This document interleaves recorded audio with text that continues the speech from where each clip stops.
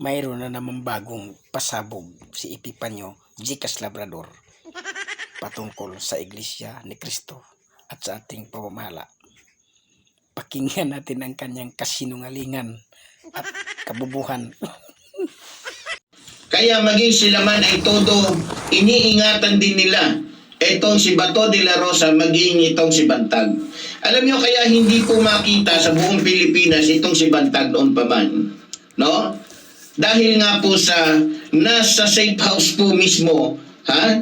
Kala nyo, police lang tsaka militar lang ang may safe house, ha? Mayroon pong sariling safe house. Ito pong si Eduardo Manalo para po sa kanyang mga kriminal na alipin na nagtatago. Napansin nyo ang kanyang kasinungalingan?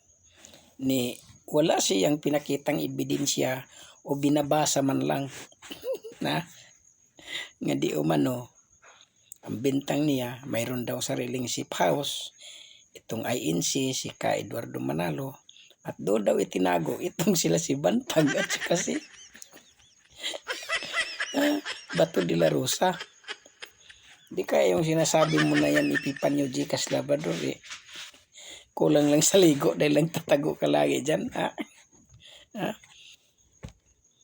Hindi lang si Bato at saka si Bantag ang nagtatago, pati ikaw.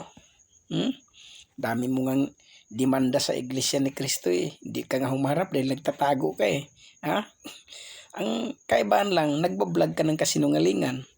At yung dalawa, sila si Bantag at saka si Bato, nagtatago.